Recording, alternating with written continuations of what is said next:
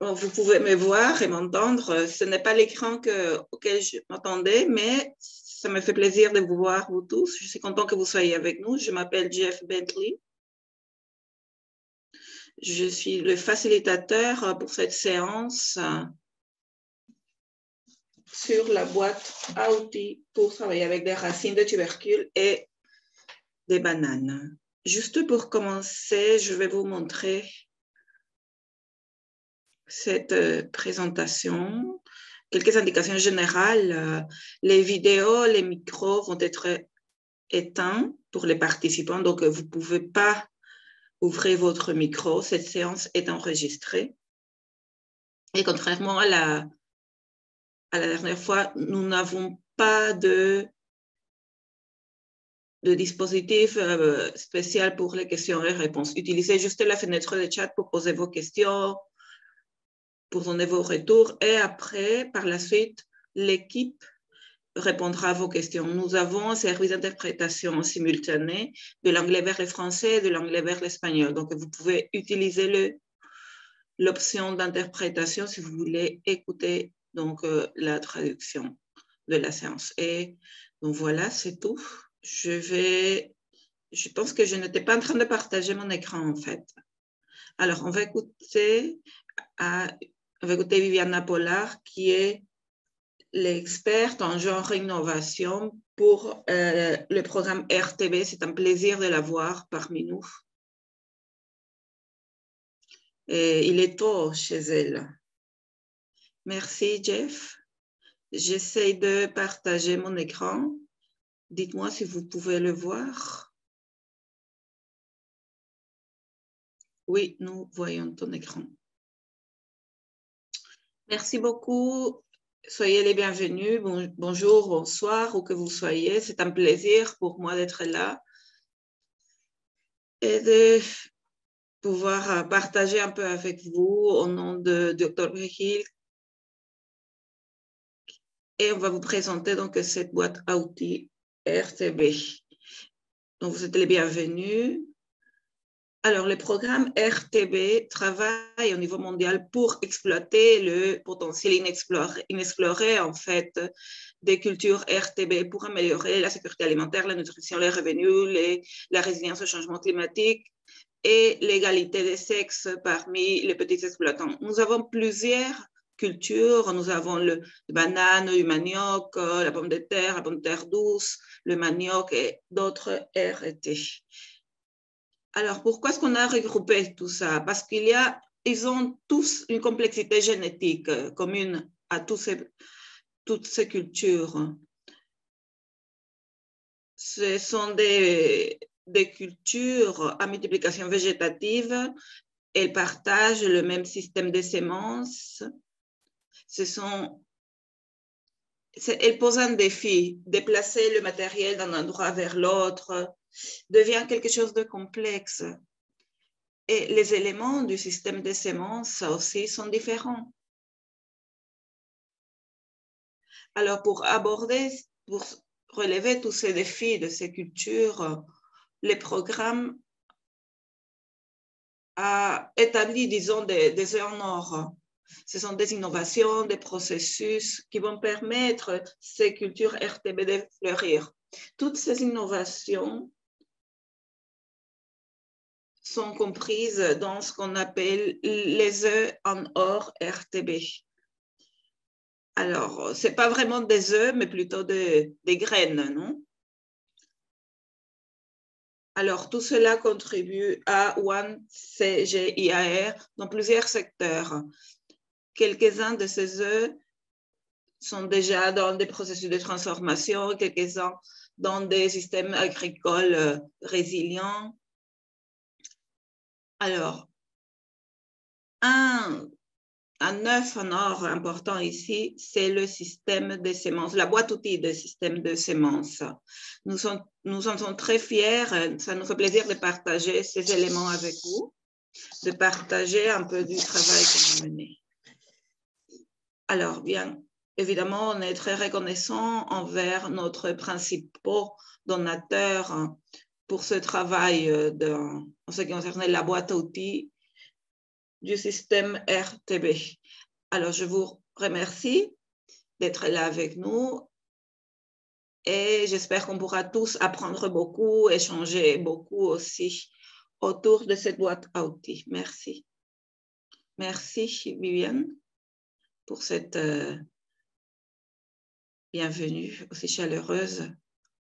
Je vais maintenant partager mon écran et vous montrer, voilà,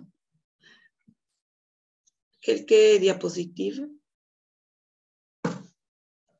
Alors, voilà donc le programme pour nos webinaires. Alors,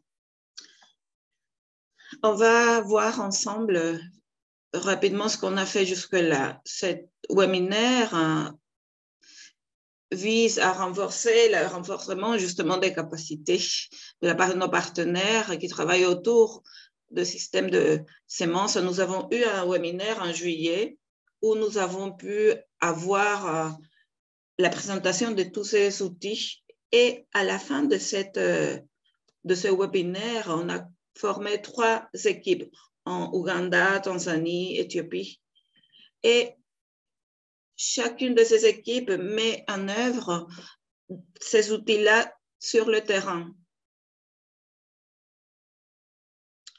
Et donc, cette semaine, nous allons écouter leurs expériences. Elles vont partager leurs expériences avec nous. Nous allons avoir l'équipe de l'Ouganda. Malheureusement, le professeur Nelson ne va pas pouvoir se joindre à nous. Nicoline, elle sera avec nous. De Tanzanie et mercredi, on aura Enrico Kulembeka, aussi Fetien Abera. Et jeudi, on aura donc l'équipe de l'Éthiopie. Nous allons avoir Tayet Adesse et David Spillman. Chaque jour, on aura aussi un intervenant spécial qui va présenter un sujet d'intérêt. Donc, nous allons Jeff Leck aujourd'hui, Lawrence Kent mercredi. Et puis, jeudi, on aura M. Carlos Fada et Ian Barker. Et jeudi, on aura aussi la cérémonie de fin du webinaire. Donc, voilà donc le programme. Nous allons aussi enregistrer ce webinaire et ces enregistrements vont être disponibles en ligne par la suite. Nous allons maintenant avoir l'équipe de l'Ouganda. Eux, ils ont travaillé avec 2 cultures, le manioc et les bananes. Et ils ont utilisé aussi 2 méthodes. Donc, est-ce qu'on peut montrer leur présentation? On va écouter donc l'équipe d'Ouganda. Bonjour à vous tous. C'est un plaisir pour nous de partager avec vous nos résultats, nos expériences des conditions réelles de ces cultures dans la mise en œuvre de 2 outils, de cette boîte à outils RTB. Ce que nous avons exploré dans les systèmes de manioc, de bananes, dans la partie centrale d'Ouganda. Nous avons une équipe de 6 personnes avec Lucie Mugulo, Basile Mugonola, Emmanuel Golobé, Evans Nakoko, Samuel Kalimunja et Enoch Itiora. Alors, le secteur agricole en Ouganda est dominé principalement par petits exploitants agricoles. Et ces terres sont de moins de 2 hectares et en total et contribuent avec le 70% de la production agricole. La plupart de l'agriculture est consommée au niveau national. Et la production agricole et surtout se produit surtout dans la période des pluies, dans la saison des pluies, dans 2 régions. Alors, la période où la saison, la première saison, c'est de mars en juin, puis de septembre à décembre. Et ce sont les secteurs autour du Lake Victoria Basin. Le manioc est produit presque sur tout l'Ouganda, les parties agroécologiques, et aussi dans d'autres régions vers le sud-est. La banane, elle pousse surtout dans le sud, la partie occidentale du sud. L'agriculture est essentielle pour le développement en Ouganda en tant que pays. Mais malgré cela, c'est un secteur qui représente ou qui atteint 40% de son potentiel. La productivité est empêchée, en fait, freinée par plusieurs secteurs, des parasites, des maladies, facteurs du changement climatique. Il y a aussi des facteurs concernant la qualité. Il a été montré que les améliorations technologiques sous la forme d'innovation proposent un potentiel de solutions pour les agriculteurs, pour qu'eux, ils puissent accroître leur production, leur rendement. En Ouganda, nous avons des acteurs du secteur privé, des institutions de recherche qui participent dans cette production agricole, qui distribuent les semences de manioc, de bananes. Mais malgré ces efforts-là, l'utilisation de ces technologies n'est pas suffisante. Alors, en tant qu'équipe, nous avons voulu comprendre les motivations des agriculteurs dans la sélection du matériel de plantation pour le manioc et pour les bananes. L'objectif est d'informer sur le matériel propre de plantation pour les cultures de manioc, de bananes aussi, dans un contexte à la lumière de la concentration géographique, en fait, de certaines cultures dans la partie centrale d'Ouganda. Alors, il y a aussi une dimension temporaire du fait des variétés du manioc, notamment. Nous avons mené une étude dans la partie centrale d'Ouganda où le manioc et la banane poussent à des fins commerciales, à des fins de consommation dans les foyers aussi régionales. Alors, nous avons choisi 2 variétés pour à ces fins. Nous avons mené donc cette étude, une étude qui comprend 2 villages, Nukuse et Buyundo. Nous avons mené l'étude dans la partie centrale d'Ouganda. Pour cette étude-là, nous avons utilisé un outil et différentes méthodes de mensuration. La première méthode, c'est l'analyse de la chaîne de causalité. Et aussi, on va expliquer la méthode des 4 carrés qu'on a utilisée. Au début, il y avait donc 8 groupes de discussion qui ont été menés, dont 2 étaient formés par des hommes et 2 par des femmes. Et nous avons fait cela pour chacune des cultures et cela explique le total de 8 groupes de discussion. Alors, sur 74 agriculteurs, 21 c'était des producteurs de bananes et les autres de manioc. Alors, ces agriculteurs, il y en a 17 hommes et 16 femmes agriculteurs pour les bananes. Et pour les manioc, 24 étaient des hommes et 17 étaient des femmes. Alors, puis on leur a demandé d'identifier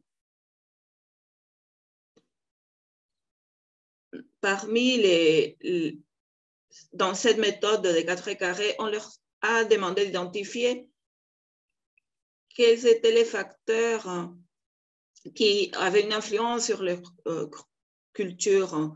Eux, ils ont identifié 2 variétés qui sont cultivées par quelques foyers et nous leur avons demandé d'identifier aussi quelles variétés étaient cultivées par plusieurs foyers, mais dans une surface petite, dans une petite surface. Et finalement, on leur a demandé d'identifier ces variétés-là qui étaient cultivées par quelques foyers seulement sur une petite surface. La deuxième méthode qu'on a utilisée pendant cette étude, c'était l'analyse de la chaîne de causalité. Et ça, c'est important dans un processus d'échelonnement.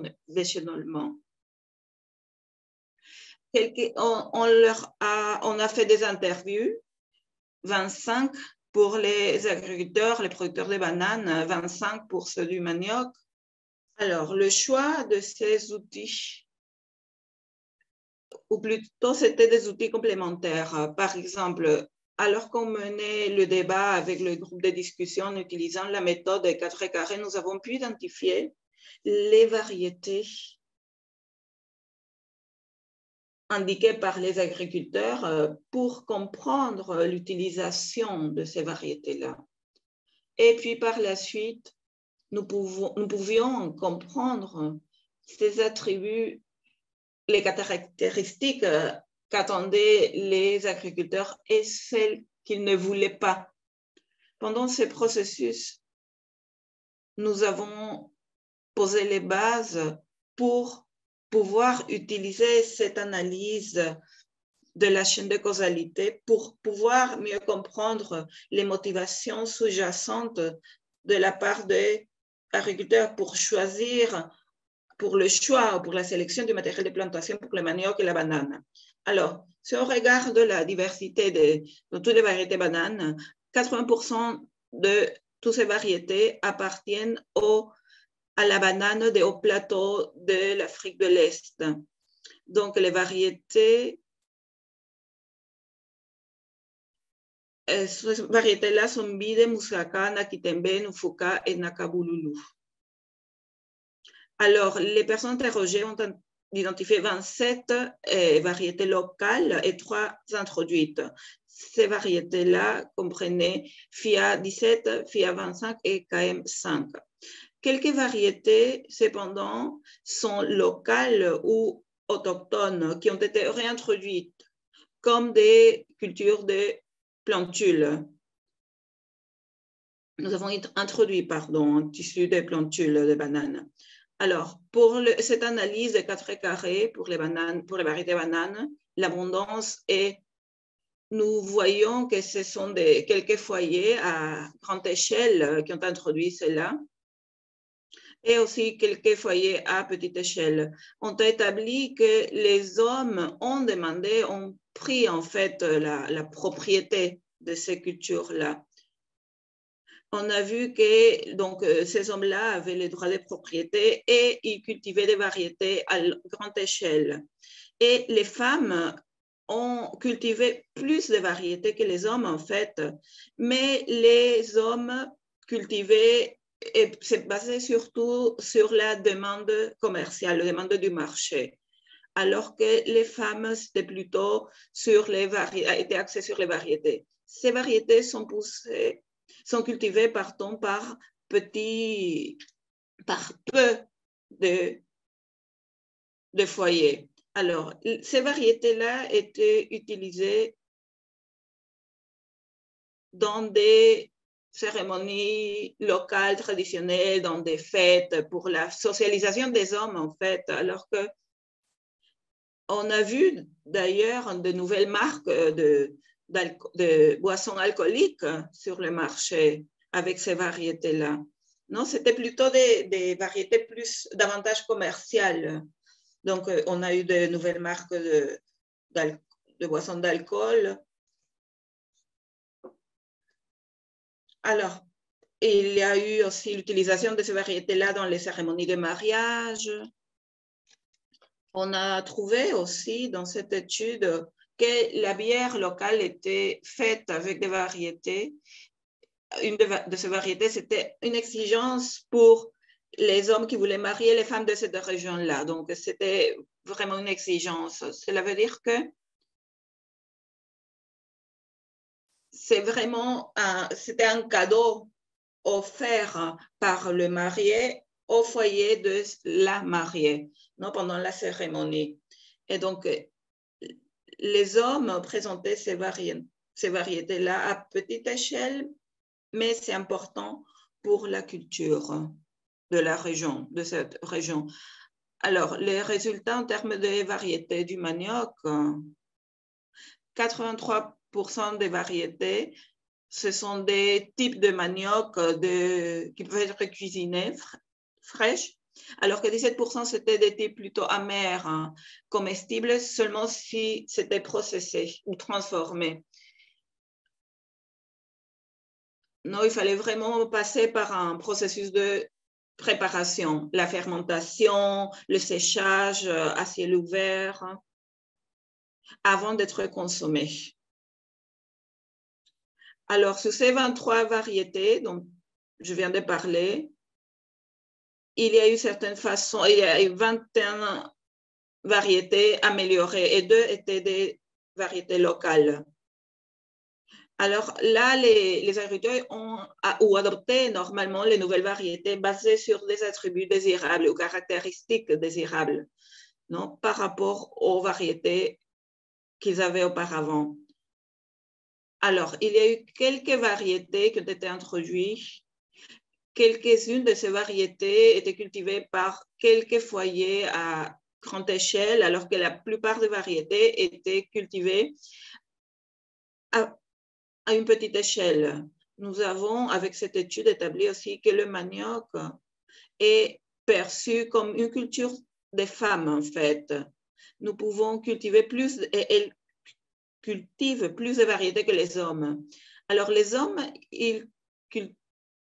les femmes, en fait, malgré cela, les hommes cultivaient des variétés plus amères, notamment celles avec des caractéristiques commerciales à grande échelle ou en termes de rentabilité aussi, alors que les femmes cultivaient plutôt des variétés qu'on pouvait cuisiner rapidement, surtout pour la consommation au niveau des foyers. Il est important de comprendre que cette communauté-là, où l'étude était menée, a un système où les hommes possèdent la terre alors que les femmes ont des droits d'utilisation.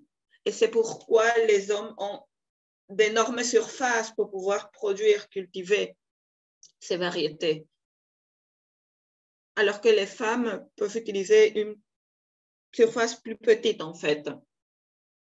Alors, quelles sont les caractéristiques des bananes préférées par les agriculteurs? La pratique des agriculteurs de bananes sont soumises à des besoins alimentaires nutritionnels, mais aussi financiers en termes de sécurité alimentaire, de règles traditionnelles de croyances. Donc, les agriculteurs doivent évaluer la qualité de la variété de bananes spécifique avant de l'introduire dans leur exploitations agricoles. Donc, si on voit les caractéristiques importantes pour les bananes, non, de la part des hommes et des hommes, dans ces groupes de discussion, l'étude établit que les hommes préfèrent des variétés à haut rendement pour entretenir justement des cultures de grande dimension. Alors, il y avait des pratiques de gestion sur le terrain et ça est en rapport avec la taille du marché aussi. Alors, parfois, il y avait moins de coûts de gestion si la production était plus importante. Quelques variétés produisent énormément de sargasses, mais il y a un accroissement aussi en termes de frais de gestion. Alors, les hommes préfèrent, en ce qui concerne les préférences, les hommes préféraient d'autres variétés telles que Nakonulu, Mokula. Pourtant, les femmes préfèrent ces variétés pour des raisons spécifiques, c'est-à-dire que ces variétés-là ont des caractéristiques alimentaires, nutritionnelles, positives. Elles sont riches en nutriments et parfois elles sont considérées comme des cultures qui ont des qualités médicales aussi. Alors, ces variétés-là ont quelques avantages et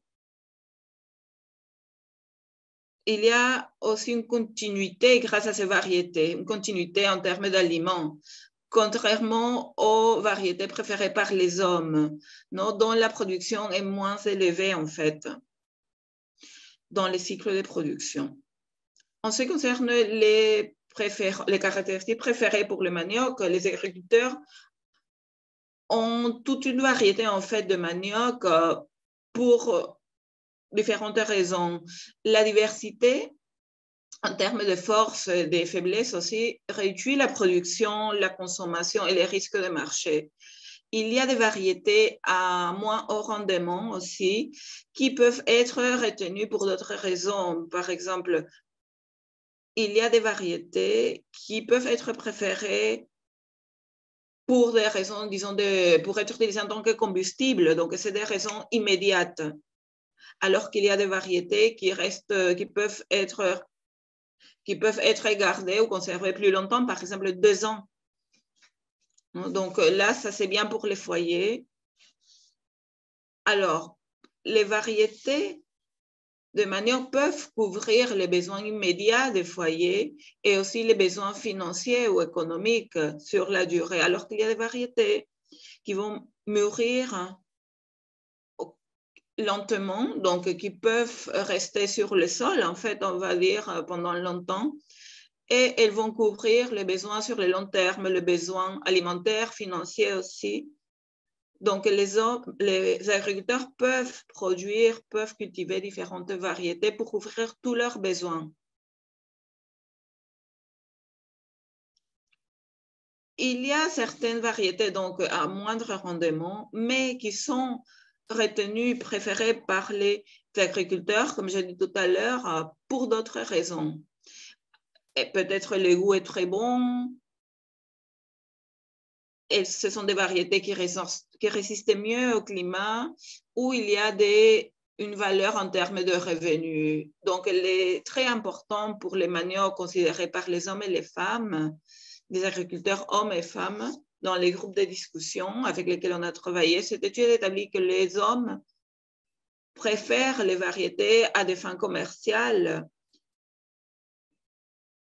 Donc, toutes les variétés qui ont un rendement plus élevé réduit aussi le coût de production, contrairement aux femmes. Pourquoi? Parce que les femmes cultivent le maïs, des graines, pour juste compléter les besoins alimentaires de foyer. Donc, il y a des variétés qui mûrissent à différentes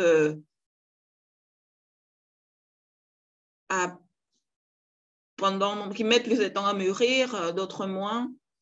Alors, les hommes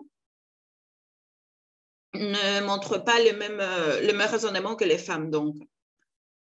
Alors, dans cette analyse de la chaîne de causalité, on a vu donc des cartes désagrégées, on a des cartes désagrégées.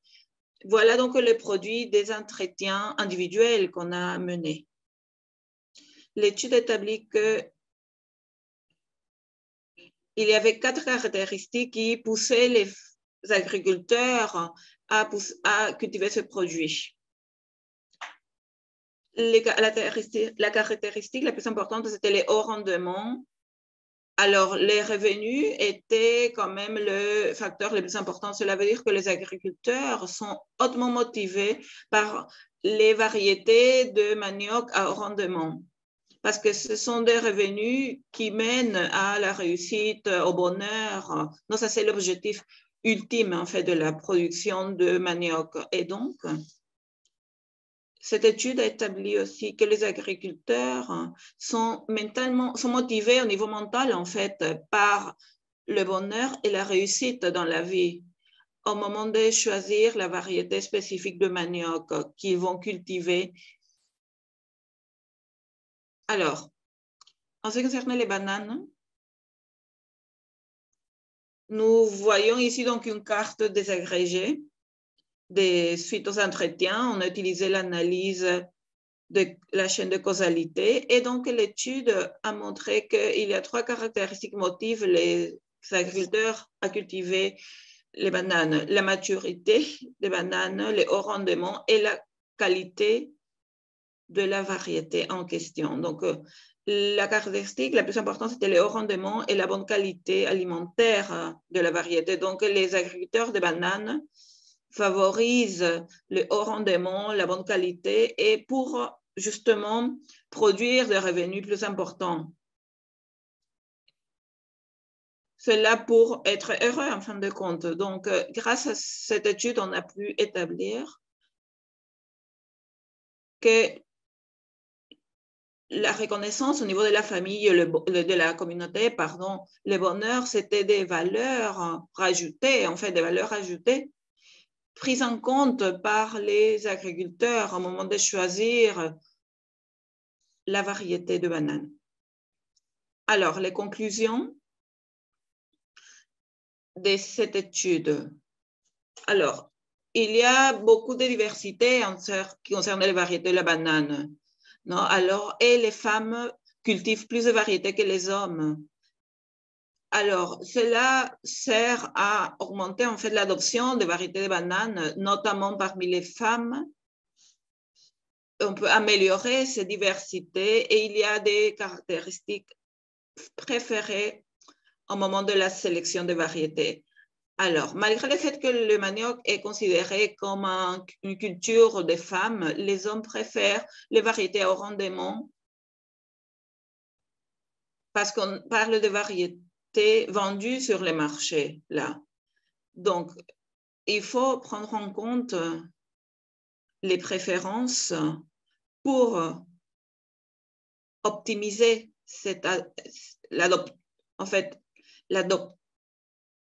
l'adoption de ces variétés-là. Alors, les agriculteurs peuvent devenir des personnes considérées comme, dont on considère ont réussi en fait au sein de leur communauté. Ça, c'est important pour eux. Notamment parmi les agriculteurs de manioc. Ça, c'est quelque chose qu'il faut prendre en compte au moment de la production de nouvelles technologies aussi. Alors, en ce qui concerne la banane, si un agriculteur ne répond pas à toutes les exigences alimentaires, notamment quand on parle de variétés améliorées ou aux besoins commerciaux, culturels, donc la banane plutôt va être laissée de côté et va disparaître. Alors, il y a une variété plus importante ou une rotation, disons, plus importante de variétés dans les manioc que dans la banane parce qu'il y a un pourcentage de dégénérescence plus important aussi. Donc, il y a des variétés qui sont cultivées pendant 2 ou 3 ans ou qui étaient cultivées pendant 2 ou 3 ans auparavant. Non? Et ça, c'est important pour l'amélioration.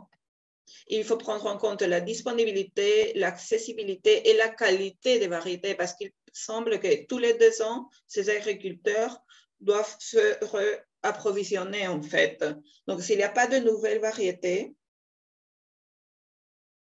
il va être difficile, il va s'avérer difficile pour la production. Cela va s'avérer une difficulté pour la production de ces cultures-là au sein de ces communautés.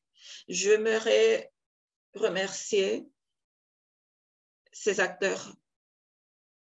Tout d'abord, le financement qui était fourni par le CGIAR, le programme RTB du CGIAR pour les bananes, avec le soutien des donateurs du fonds du CGIAR. J'aimerais remercier le docteur Julius Okello pour son temps, pour son savoir, pour avoir formé l'équipe, pour pouvoir mener tous les entretiens, pour cette analyse de la chaîne de causalité, pour les entretiens aussi d'échelonnement. Ça n'est pas facile. Il s'est assuré qu'on pouvait comprendre comment collecter les données, comment analyser, comment traiter les données. Et puis, j'aimerais remercier aussi les agriculteurs de bananes et de manioc dans des communautés qu'on a visitées pour leur gentillesse, pour avoir partagé leur savoir aussi avec nous. Merci beaucoup. Merci à toute l'équipe d'Ouganda pour leur excellente présentation. Nous avons pris de l'avance, en fait, par rapport à notre programme. Laissez-moi vous rappeler, si vous avez des questions, vous pouvez les écrire sur la fenêtre du chat. Et puis, pendant la séance des questions-réponses, je vais donc transmettre ces questions-là à l'équipe de l'Ouganda. Malheureusement, le professeur Nelson n'a pas pu se joindre à nous aujourd'hui. Donc, on va continuer. On va voir donc la présentation de Nicoline, de Han. Nicoline, si vous êtes prête. Nicoline est la directrice du CGIAR, de la plateforme des genres, et c'est un plaisir pour nous de la voir parmi nous. Oui, on vous entend. Est-ce que vous pouvez voir mon écran? Oui, on le voit. Parfait. Merci beaucoup de me donner l'opportunité. Comme Jeff l'a dit, je suis la directrice de la plateforme de genre du CGIAR. Nous travaillons avec tous les centres de CGIAR, avec tous les laboratoires pour comprendre vraiment les genres tout au long des différentes cultures, de l'eau aussi, tout ce qui est le bétail. Alors, les maniocs, la banane n'est pas mon point fort, mais j'aimerais donner mon approche, non, par rapport au genre, en fait. C'est un aspect important. Alors, s'il vous plaît, posez vos questions. N'hésitez pas. Alors, nous voyons donc le système de semences de bananes et de manioc. Alors, pourquoi aborder ça? Pourquoi est-ce que cela serait important? Pourquoi il y a deux chemins qu'on doit voir, en fait, dans l'agriculture, toujours. Un, c'est l'argument de base, et c'est ce qu'on appelle fonctionnaliste, en fait. Nous savons que les femmes sont très importantes dans l'agriculture. Donc, si les femmes sont tellement importantes et travaillent beaucoup dans l'agriculture, alors il faut s'assurer de comprendre leurs besoins et de leur donner les outils nécessaires pour ce travail-là, pour améliorer l'agriculture pour tous. Ça, c'est important. C'est une façon importante de voir ou d'aborder cet aspect du genre. Le rapport entre les hommes et les femmes aussi. En tant que foyer, comment améliorer les pratiques agricoles. Et puis l'autre façon de voir ça, c'est très important aussi, comment s'assurer que l'agriculture vraiment mène à l'autonomisation des femmes au lieu de mener à plus de travail, plus de contraintes. Alors, quand on voit ces deux différents schémas, en fait, nous pouvons améliorer la vie au sein des foyers. Non, et ça, c'est important. Alors, les relations ou les rapports des genres dans les systèmes de semences sont importants pour les résultats. Et comme on le dit ici, cela a été, c'est un facteur médiateur, en fait, en ce qui concernait l'accès aux semences dans les secteurs informels et formels. Il y a ça c'est important pour deux raisons. La première, c'est en termes de technologie. Si on comprend mieux cela, on va mieux comprendre les raisons pour lesquelles les gens font ce qu'ils font. Les semences, dans ces cas-là, dans ce monde de la relation des genres, comment est-ce que ce système de semences mène à des innovations technologiques? Un autre facteur, par exemple, si on a besoin de différents systèmes, parce que nous voulons que les gens aient accès aux semences ou à d'autres technologies, quelles sont vraiment les implications en termes de travail? Et j'aimerais dire quelque chose d'intéressant, d'important, et vous pouvez le reproduire dans les systèmes du manioc, de la banane. La situation qu'on a, je travaille beaucoup dans les sujets du bétail et genre. Nous avons un nouveau vaccin pour les animaux. Ah, extraordinaire, on vaccine plus de bétail, tout le monde en profite. Mais quand on a commencé à parler avec les femmes, ça ne les intéressait pas. Et pourquoi? Parce que ce qui arrive, c'est que si vous vaccinez, vous allez augmenter la productivité. Mais qui prend soin des animaux? C'est les femmes. Ce sont les femmes qui prennent soin du bétail. Est-ce qu'elles veulent avoir beaucoup plus d'animaux, parfois pas trop. Et en plus, une fois qu'on a vendu l'animal, les femmes ne reçoivent pas le bénéfice aussi. Donc, ce qui se passe, c'est qu'à mon avis, c'est que dans des cas où il y a ce débat entre un homme et une femme le soir à la maison, qu'est-ce qu'on devrait faire? On devrait vacciner notre animal ou on va utiliser cet argent-là plutôt pour que notre enfant aille à l'école. Alors, les femmes préfèrent que leurs enfants aillent à l'école. Ce que j'essaie de vous dire avec cette histoire, c'est que quelques-unes de ces relations hommes et femmes, genre, sont très compliquées. Vraiment, il faut creuser davantage pour comprendre. Alors, l'analyse de genre est importante pour une compréhension intégrale tout au long du processus agricole. Il y a des interventions qui visent en fait l'autonomisation des femmes, non? Gardez cela en tête.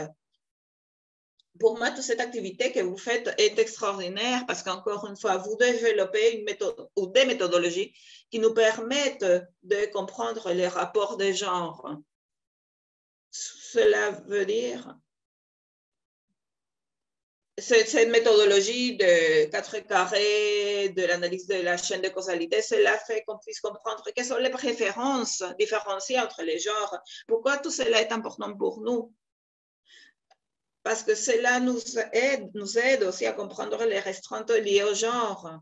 Alors, grâce à tout cela, on a plus de données. Et ça me fait plaisir. Pourquoi? Parce qu'une des raisons pour lesquelles on travaille sur cette plateforme, c'est parce qu'on est en train de rassembler tous ces outils. Alors, tout le monde, partout dans le monde, peut utiliser ces outils pour avancer. Parce que nous savons que le genre est une science plutôt récente, toute jeune. Donc, on n'a pas forcément autant de méthodologie qu'on voudrait. Donc, pouvoir bénéficier de tous ces outils-là, c'est quelque chose d'extraordinaire. Je vous en remercie. Alors, on a collecté les données et les présentateurs, les intervenants ont souligné quelques-uns de ces questions-là. Si on voit les diapos, pardon, on peut voir que les hommes ont moins de caractéristiques, disons, et les femmes plus. Et ça, c'est quelque chose qui se répète un peu partout. Les femmes ont notamment une vision plus large, non, de ce qu'elles veulent. Elles ont des objectifs qui ont beaucoup plus de volets, en fait. Il y a cette idée aussi du risque, non? Comment les gens gèrent cette question du risque, alors que les hommes visent plutôt la productivité. Ils veulent accroître la productivité parce que cela représente plusieurs revenus pour la famille. Alors nous, en tant que société, comment on présente tout cela? Alors, comme ce projet, cette étude l'a montré, et c'est génial d'avoir toutes les données parce que nous savons tout cela, nous le savons de façon intuitive, mais il faut commencer à remplir les bases de données avec des évidences, des preuves, avec de la bonne recherche. Et c'est ce que vous faites d'ailleurs, donc merci. Ce que nous voyons ici, c'est que les femmes, en effet, ont plus de diversité dans leurs préférences. Et ça, c'est très intéressant à voir parce que cela a quelques côtés négatifs en fait en termes de gains en productivité. Et ça, c'est quelque chose d'important. Alors, ici, vous pouvez voir. Alors, nous avons vu ce que les femmes veulent et pourquoi, parce qu'elles jouent différents rôles aussi. Par exemple, pourquoi les femmes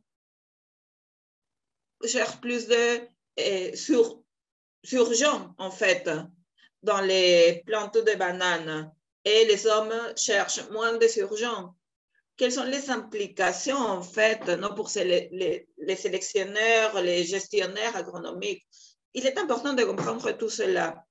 Il y a des questions spécifiques qui se posent. Quelle est la proportion, en fait, pour cultiver ou dans la culture des variétés plus amères? Non, parce qu'elles ont peut-être un plus haut rendement. Il y a des questions de genre ici dans tous ces facteurs-là. Alors, des étapes très importantes aussi. Quelles sont les étapes à venir essentielles plutôt? Comment concevoir d'une meilleure façon en fait ce système de semences pour avoir des résultats équitables, que ce soit des hommes ou des femmes? les agriculteurs, qu'ils soient plus jeunes, plus âgés, riches, pauvres, il y a plusieurs identités qui se croisent en fait. Et ça, c'est important. Nous devons comprendre ce que l'individu au sein du foyer veut vraiment. Il faut comprendre quelques questions structurales aussi. Un de ces facteurs, c'est si les femmes n'ont pas forcément envie de s'étendre, d'élargir leur productivité parce qu'elles n'ont pas forcément les moyens pour. Alors que les hommes peuvent être peut-être des entrepreneurs de semences, etc. Alors, pour ce facteur de nouvelles variétés, ça c'est important. Ça c'est important, c'est un facteur où il y a un élément de risque en fait. Est-ce que les femmes veulent essayer de nouvelles variétés? Parce que si ça ne marche pas bien, les femmes d'habitude n'ont pas autant de ressources pour se remettre en fait, si jamais la variété ne marche pas bien. Alors, je voudrais souligner aussi, j'étais dans une réunion plus tôt aujourd'hui où on parlait des approches transformatrices de genre. Quand on parle d'essayer de comprendre tout le monde, d'impliquer plus de gens dans le développement de nos technologies pour avoir plus pour qu'elles soient davantage adoptées, il y a un choix intentionnel. Et il faut que ces choix soient intentionnels, volontaires, autrement ça ne marchera pas. Non? Il faut savoir où est-ce qu'on peut vraiment montrer cette intentionnalité dans les choix des gens. Un autre point que je voulais souligner, c'est que qu'on doit, ou quelque chose sur laquelle on doit s'inquiéter, c'est comment on autonomise davantage les femmes. Nous faisons beaucoup de recherches pour décrire la situation. Nous disons, OK, les femmes veulent ça parce qu'elles cuisinent. Pourquoi est-ce qu'on parle seulement des femmes en ce qui concerne leur rôle au sein du foyer? Pourquoi ne pas donner plus d'expectatives, d'attentes en fait, d'attentes par rapport aux femmes? Parce qu'on parle de ces questions de genre, on parle toujours de, OK, les femmes ont ce rôle, etc. Mais il y a toujours des limitations en fait dans les débats. Pourquoi est-ce qu'on ne peut pas aller au-delà de ces rôles traditionnels? Peut-être elles peuvent devenir des entrepreneurs de semences, ces femmes-là. OK, les femmes cuisinent, donc elles ont besoin de machin chose. Mais non, il faut aller au-delà de ces stéréotypes-là. Mais en fait, l'idée ici, c'est qu'on a besoin de plus d'outils d'évidence comme celle que vous avez présentée. Et donc, je remercie ces équipes de faire ça. Merci. Merci beaucoup, Nicoline. J'aimerais vous rappeler aussi que vous pouvez laisser ou poser vos questions pour l'équipe d'Ouganda ou pour Nicoline. Alors, normalement, c'est très facile de savoir à qui est adressée la question. Alors, nous avons reçu beaucoup de questions déjà, comme vous pouvez le voir. Alors, on va tout de suite. Alors, ce qu'on va faire, c'est je vais lire la question. Nous pouvons prendre 20 minutes pour la question. Je vais donc les lire. Et puis, quelqu'un de l'équipe d'Ouganda pourra répondre à ces questions. Et si on n'a pas suffisamment de temps pour toutes les répondre, on pourra les répondre par écrit sur le chat aussi. Alors, première question de Antoinette Salah. Bonjour. Est-ce qu'il y a des agriculteurs, hommes et femmes, qui participent à ce webinaire? Est-ce que la culture des tissus était introduite dans les exploitations agricoles des femmes? Lucie, est-ce que tu veux répondre à cette question ou quelqu'un d'autre de l'Ouganda? Alors, quelqu'un d'autre peut répondre?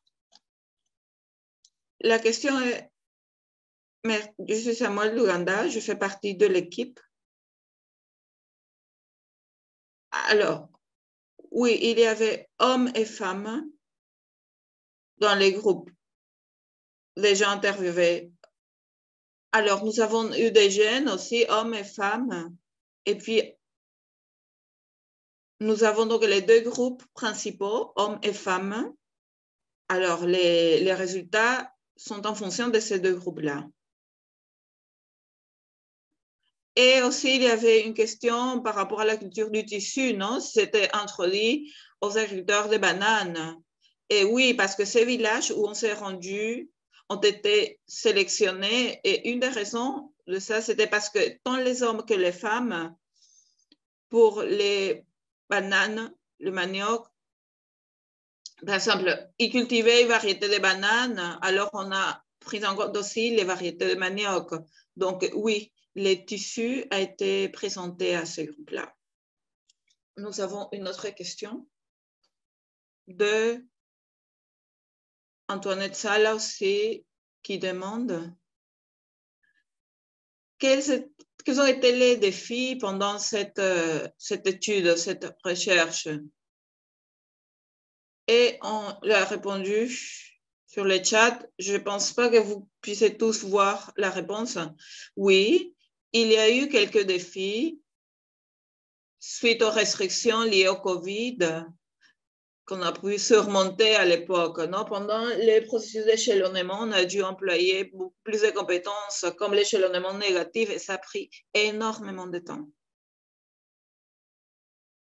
Nous avons après une question d'Uganda Shame qui dit « Bonjour l'équipe, quelles sont les variétés du manioc actuelles ?» Qui aimerait répondre cela de l'équipe d'Uganda? Oui, je peux répondre. Les variétés sont Narocas. Il y a une autre, Mama Benita. Et il y a une autre qui s'appelle Nigeria. Et il y a une autre qui s'appelle Katidi. Voilà quelques-uns des exemples de variétés actuelles, mais il y en a beaucoup d'autres. Et il y avait 23 variétés en tout, en fait, d'après les résultats, pour la communauté qui cultive le cassava, le manioc, pardon. Nous avons une autre question de Gianti Costanton qui demande « Est-ce qu'il y a des femmes et des hommes des groupes de discussion, des débats de groupes de discussion qui appartiennent à la même famille? » Alors, ça c'est une bonne question. Alors, si une femme est dans un groupe de discussion, alors est-ce que son mari, lui, sera dans un autre groupe de discussion ou est-ce que seulement un membre du foyer, du couple, sera inclus dans le débat, dans la discussion? C'est ça la question. Allez-y. Alors, quelqu'un d'autre peut répondre? Emmanuel, vous vouliez répondre à cette question? Oui. Alors, à des fins de collecte de données de qualité, nous avons obtenu des réponses doubles, disons, des foyers, c'est-à-dire nous avions un seul participant plutôt du foyer, c'est-à-dire que si le mari participait dans un groupe de discussion, l'épouse n'allait pas participer à l'autre groupe de discussion et vice-versa. Ça pour avoir des données de qualité. Merci. Nous avons une question de Sta.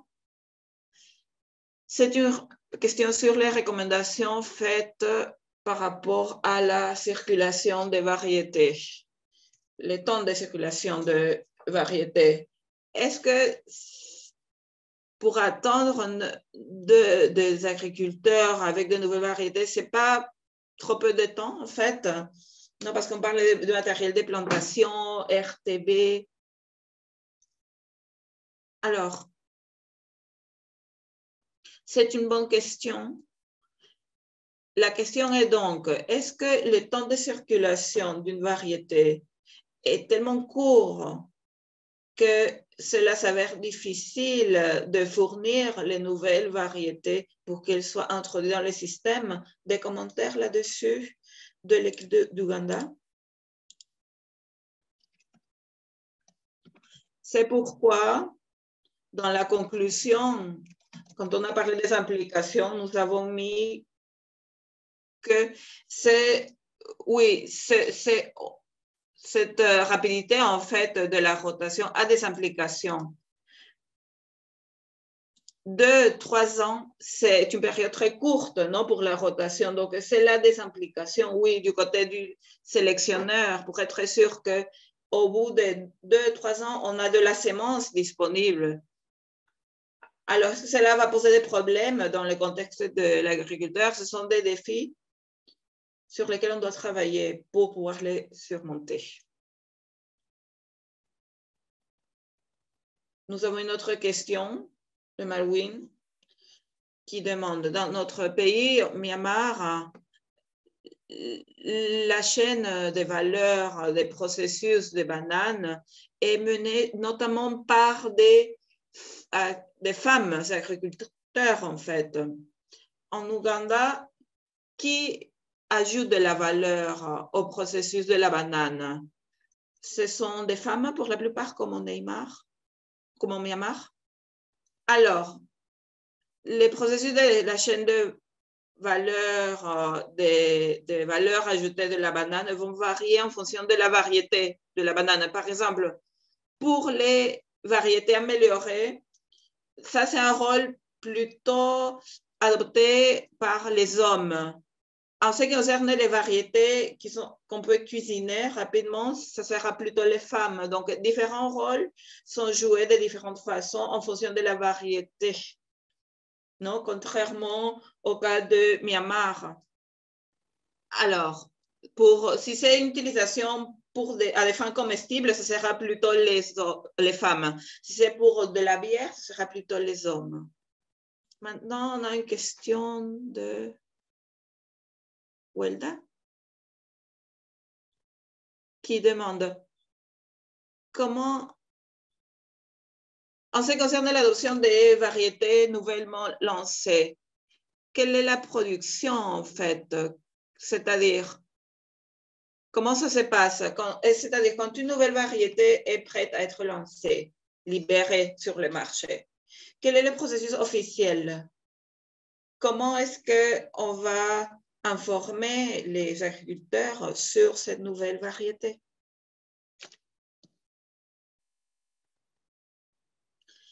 Qui aimerait répondre à cette question? Alors, quand une nouvelle variété est libérée et lancée, est-ce qu'il y a un processus formel pour informer les agriculteurs de l'existence de cette nouvelle variété, ou est-ce qu'ils peuvent accéder à cette variété, quelles sont ses caractéristiques, etc. Oui, tout à fait. Il y a un processus formel qui doit être suivi, mais quand on voit les études récentes, l'étude récente menée par un de mes collègues, on essaye de voir les dynamiques en ce qui concerne le lancement, la libération en fait de cette variété. Et de cette étude, on a pu conclure qu'il y avait beaucoup plus d'interactions entre les sélectionneurs, les vulgarisateurs et les agriculteurs dans quelques étapes, non? Et c'est quelque chose qu'on ne doit pas négliger. Donc oui, il y a un processus formel, officiel, mais il y a des délais qui sont un peu ignorés dans les processus parfois. Donc, mais il y a, oui, on informe les agriculteurs sur les nouvelles technologies, les nouvelles variétés.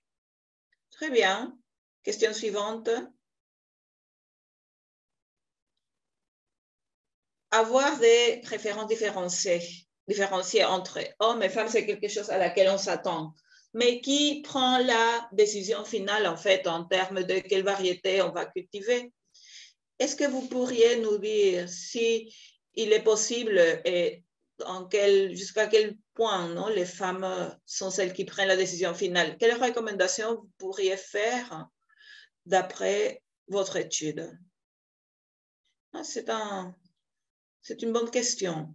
C'est-à-dire, si on pose la question aux femmes sur quelles sont les préférences, mais ce sont les hommes qui prennent la décision finale au niveau du foyer, alors comment vous garantissez que les femmes sont représentées, en fait, en fin de compte?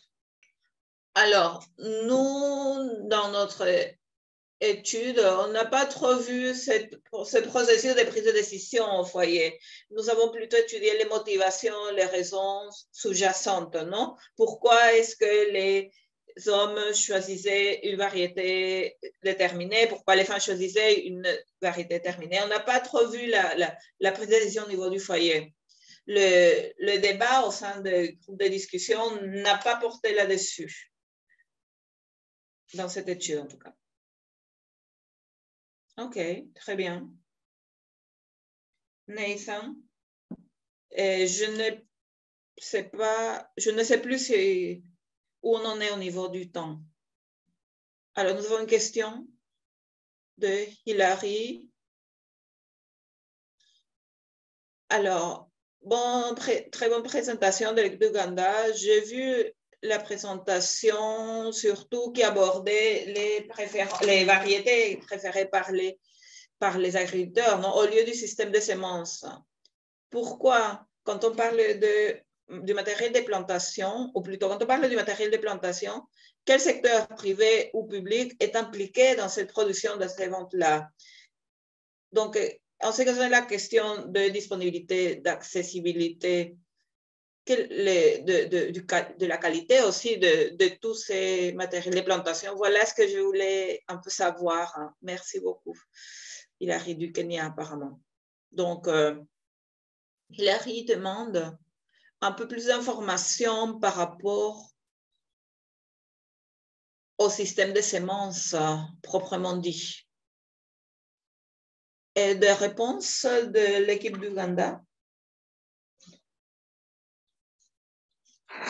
Oui, alors, Hilary, merci pour votre question.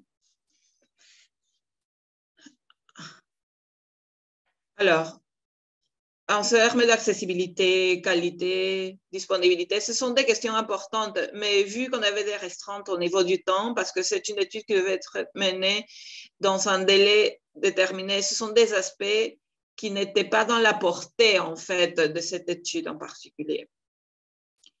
Cependant, ce sont des facteurs importants pour les variétés de bananes, par exemple en Ouganda, et notamment dans la partie centrale. Il y a un peu des recherches là-dessus ont été faites, oui, des études. Ok, je lis la question suivante.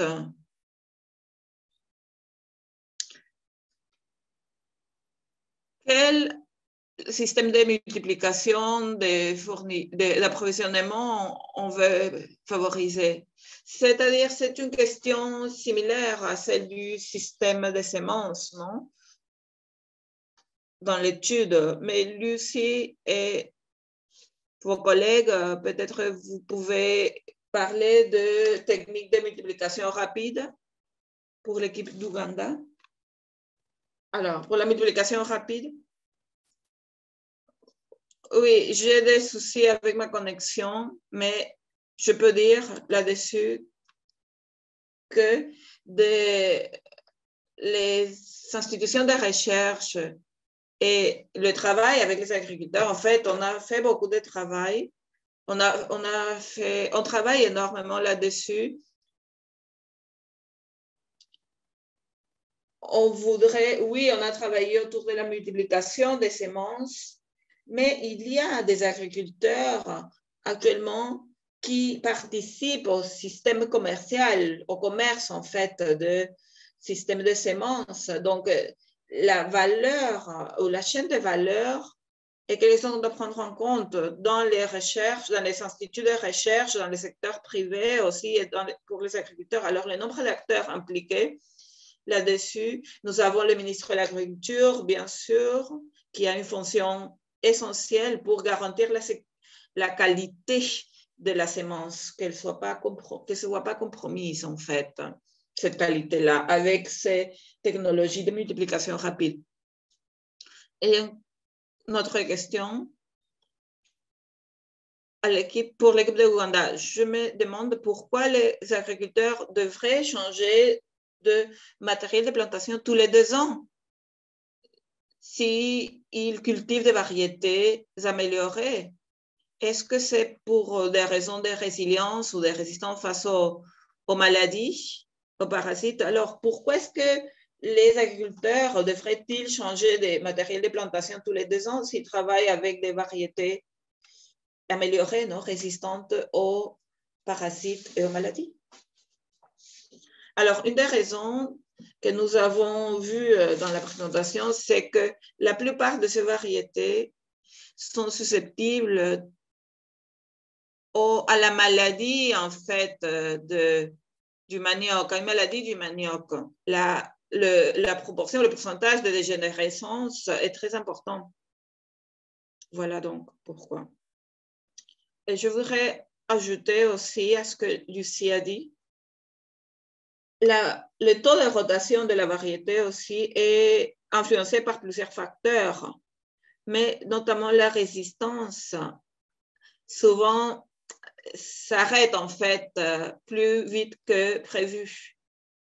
Donc, les agriculteurs doivent chercher autre chose à ce moment-là, mais un autre facteur, c'est les caractéristiques, en fait, les atouts des variétés, parce que comme cela change constamment, les agriculteurs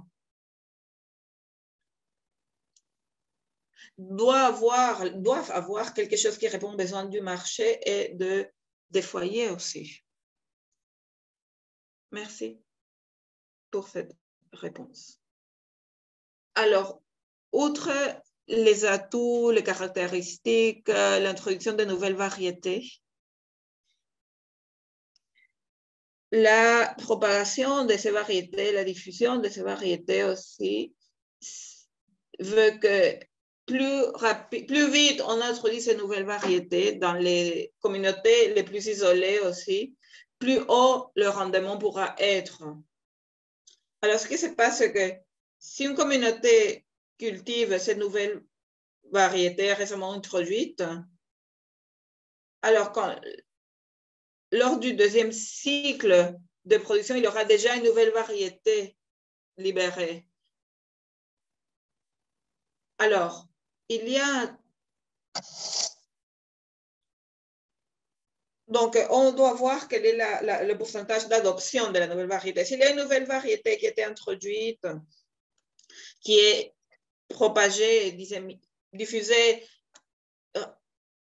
rapidement, nous allons bien sûr choisir la variété la plus résistante, non? Si elle peut aussi être répandue rapidement.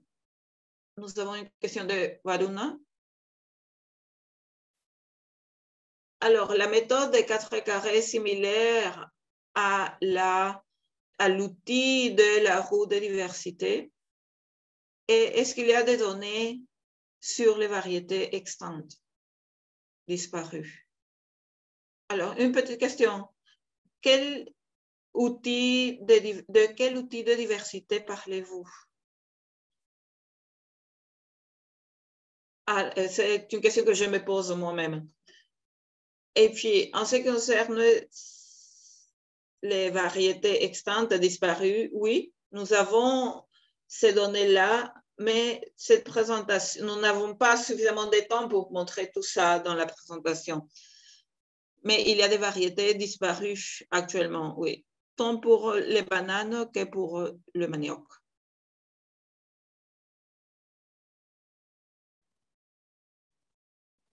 Vous pouvez encore lire une question? Alors, nous avons une question de James Lake pour l'équipe d'Ouganda. très intéressante démonstration de la dégénérescence produite par les maladies et comment, pardon, j'ai perdu, je ne vois plus la question.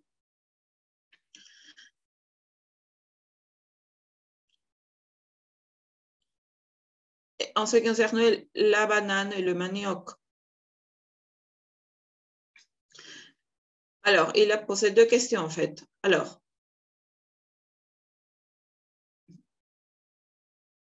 je crois que c'est un commentaire plutôt qu'une question.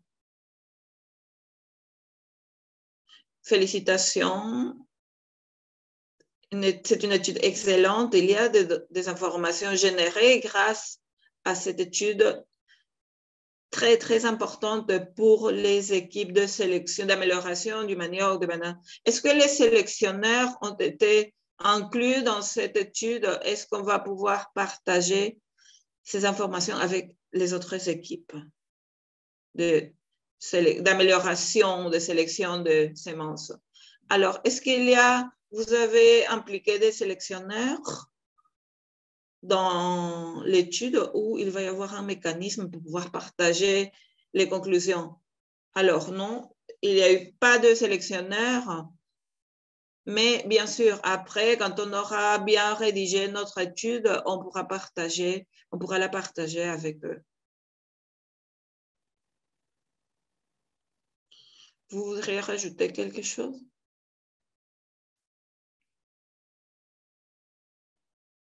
Merci pour cette étude. Oui, c'est une étude qui va être publique.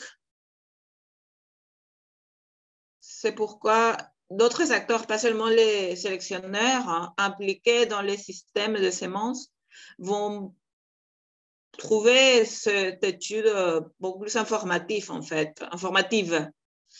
Parce qu'il y a d'autres institutions qui auront accès à cette étude pour leur diffusion. Merci. J'aimerais vous remercier, vous tous, d'avoir participé à cette séance. C'était vraiment un débat très intéressant. Nous avons d'autres questions qu'on n'a pas pu répondre, mais on doit continuer. Donc, peut-être on pourra y répondre par écrit. Alors, nous avons écouté maintenant la présentation de James Lex, un biologiste. Il a beaucoup travaillé, il a fait des recherches vraiment innovatrices au sein du ICT. James, merci beaucoup. Merci encore à l'équipe d'Ouganda pour cette présentation magnifique. Je me sens un peu coupable parce que ma présentation est beaucoup moins intéressante, mais quand même, c'est une présentation donc sur les pas à venir pour le 1CGIAR. Non? La sémence RTB passée de RTB-CRP à 1CGIAR. Donc, comme vous le savez, il y a un processus actuellement, il y a 33 initiatives développées actuellement. Nous allons commencer avec celles qui seront là l'année prochaine. Alors, nous avons Seed Equal.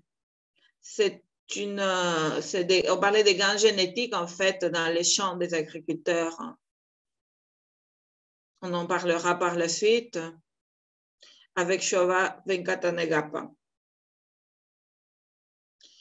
Alors, les antécédents. Cela fait partie des actions d'innovation génétique, en fait, d'Election Area. Nous avons de nouvelles technologies pour l'amélioration aussi des systèmes de semences.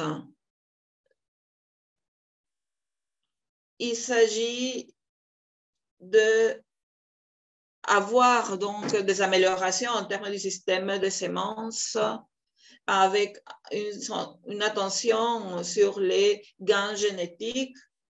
Et ça, c'est très intéressant, en fait, de connaître toutes ces informations de l'étude d'Ouganda en termes de la rotation des variétés. Cela a été développé basé sur quelques consultations préalables, notamment le travail effectué par une équipe qui s'appelle Seed System Community of Excellence et puis aussi le Seed Delivery Group White Paper.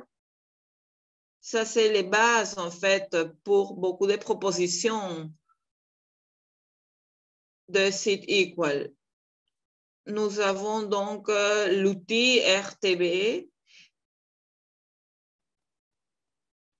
Alors, il y a aussi l'aspect du renforcement des capacités. Seed Equal vise la modernisation du germoplasme, le développement et le déploiement du germoplasme dans les systèmes d'amélioration. Cela vient non de business as usual, mais plutôt d'amélioration dans les secteurs industriels. Nous avons la coopération des donateurs. Alors, Seed Equal, c'est une initiative qui se centre sur la mise en place ou le fournissement de semences. Nous avons le package WP2, nous avons des archétypes de culture, des cultures à propagation, à multiplication végétative, par exemple. Et on a des secteurs qui sont en fait multisectoriels, on peut dire. Des cultures multisectorielles. Donc, au long des 6 derniers mois, beaucoup de nos collègues ont travaillé sur les packages 3 dans la conception des résultats qui sont présentés dans la proposition soumise en septembre, qui est en train d'être examinée d'ailleurs. Donc, nous avons les pipelines d'amélioration, les profils de demande de semences. On a identifié la demande. Non? De quoi ont besoin les agriculteurs, hommes et femmes, avec un accent sur les plateformes, les livraisons, comment améliorer la santé, les modèles commerciaux durables aussi, parce qu'il s'agit pas seulement de produire des cultures, mais de vendre les semences. On va voir aussi quelques logiciels, Seed Tracker par exemple, et on va voir les réglementations. Quelques-uns des éléments clés qu'on a pris en compte pour prioriser en fait les sujets. Il est important pour nous d'aligner tout ça avec d'autres initiatives d'amélioration, d'innovation génétique. Il est important pour nous aussi d'aligner notre travail avec ce qu'on appelle l'initiative intégrée régionale. Par exemple, là où est-ce qu'on a vu que les systèmes de semences ont bien marché? En Afrique, dans l'Afrique de l'Ouest, en Amérique latine. On va voir. Il est vraiment important pour nous de mener tout ce travail avec tous les systèmes de semences. Nous avons la boîte à outils aussi, très important dans les programmes. Et cela implique une équipe globale, mondiale. Nous avons une concentration en Afrique, mais nous travaillons aussi avec l'Asie, l'Amérique latine, les États-Unis, l'Europe, etc. Un secteur important pour nous a été le renforcement des systèmes de semences en Afrique et nous espérons avoir quelque chose qui s'appelle Africa Center Innovation pour les systèmes de culture, les semences. Nous avons besoin d'expertise. Nous avons travaillé avec ce World Package 3 et cela est en rapport aussi avec quelque chose qui est développé par la Fondation Gates. C'est justement le travail autour des systèmes de semences en Afrique. Nous espérons que cela sera un centre d'innovation avec C-Equal, autour des cultures à multiplication végétative. Je Alors, dans la conception du WP3, nous avons identifié les méthodes les plus importantes utilisées pour justement fournir des résultats dans ces WP3. Alors, quelques idées autour du African Center of Innovation for BPC Systems, qu'on appelle ACIVSS, le cours. Vous pouvez voir la vision, renforcer les économies africaines à travers de l'approvisionnement de technologies et améliorer les capacités, cela qui va mener au développement de systèmes de semences durables économiquement en Afrique. Alors, quelques-unes des idées, c'est un concept qui est en cours de développement. Donc, tout ça est flexible en fait. On note des concepts, mais il y a beaucoup de travail à faire. Quelques-unes des idées quand même, ça va être une plateforme pour le partenariat. Nous espérons que ça sera autofinancé sur le long terme avec un modèle commercial qui puisse s'avérer vraiment utile pour les systèmes de semences sur le long terme en Afrique. C'est une source d'information, d'outils. Il va y avoir le développement des capacités. Ça va être essentiel pour la mise en œuvre de la recherche, la validation, puis il y aura une mise à l'échelle, l'innovation, on aura aussi des idées commerciales générées autour des différentes entreprises aussi. En termes de policy, on va développer l'incidence aussi ou la promotion de nos activités et de notre mission. Voilà un schéma assez facile qui montre un peu la relation entre les différents éléments de Seed Equal Initiative au sein de One ICGIAR. Il y aura donc un espace pour un centre d'innovation en Afrique pour les cultures à multiplication végétative. Nous avons consulté et travaillé avec nos collègues de la Fondation Gates sur comment on peut avoir leur soutien au début. Ça, c'est quelque chose de très préliminaire encore, mais on voit des projets de semences à grande échelle. On voit que cela est possible et ça sera un outil direct, sera le centre d'innovation pour consolider les VPC, pour renforcer le système de semences. Et nous espérons aussi, dans les prochaines semaines ou mois, avoir un soutien complémentaire d'autres investisseurs de développement. Et on espère à terme avoir un modèle autofinancé. Peut-être pas pour tous les dispositifs, mais pour quelques éléments en moins du centre d'innovation. Quelques-uns des composants techniques. Donc, on a des outils de système de semences pour améliorer la demande, multi-intelligence aussi, les modèles commerciaux, pardon. Quels sont les sujets prioritaires de ce modèle? Alors, il faut se centrer sur l'innovation, mais l'innovation pratique, le développement pratique des systèmes de semences. Il va y avoir un composant très robuste de technologie. Il va y avoir aussi un composant de renforcement des capacités très large. C'est pourquoi ce webinaire est très intéressant. Nous allons être capables de mettre à l'échelle de systèmes de semences au niveau des entreprises, d'innovation aussi, à une petite échelle peut-être, le dernier élément, parce qu'il ne va pas être possible de reproduire en fait quelques-uns des facteurs qu'on a eus, mais je pense que la mise à l'échelle va être importante pour l'innovation.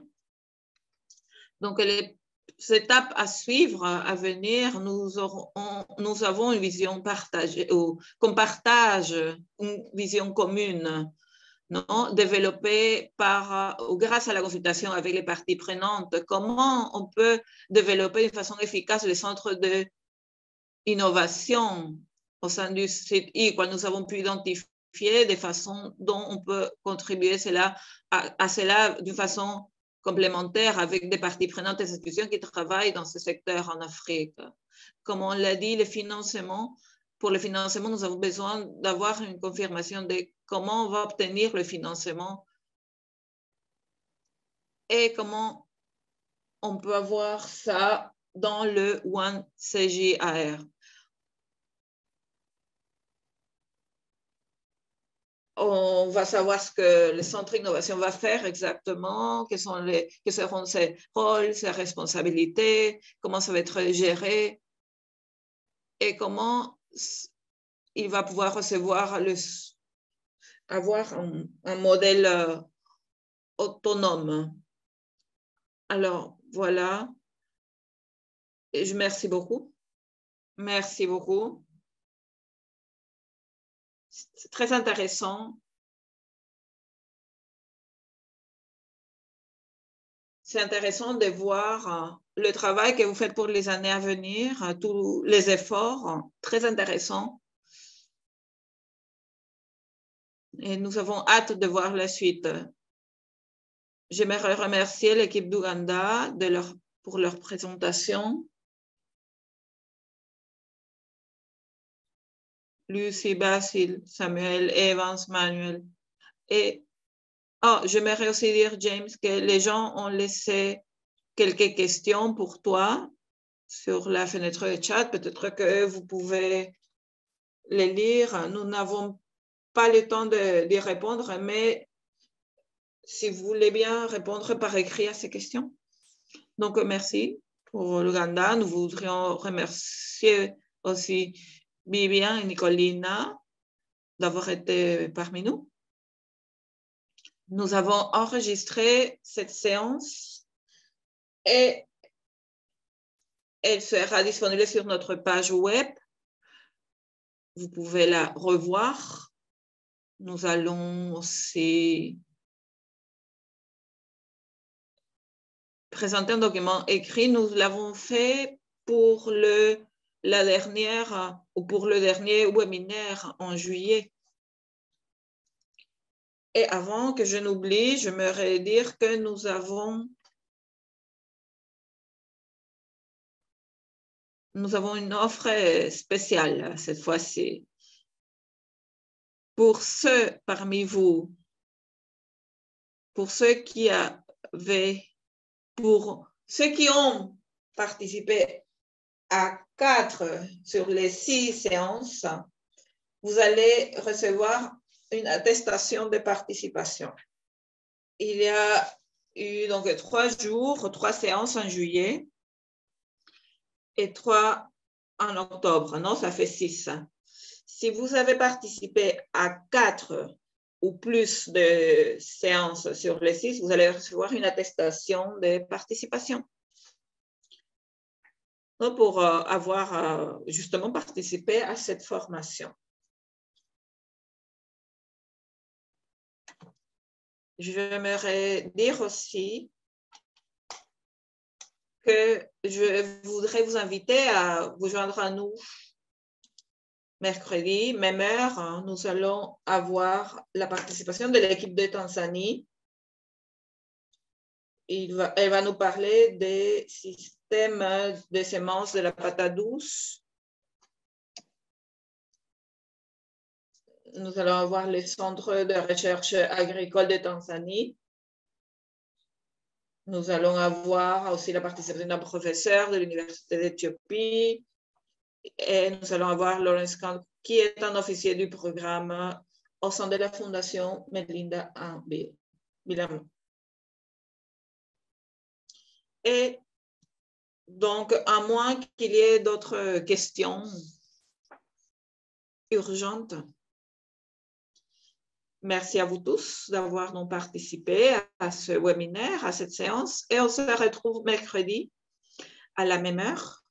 Et nous allons faire une petite visite virtuelle de la Tanzanie. Merci beaucoup. Merci, Jeff. On se retrouve mercredi, Jeff.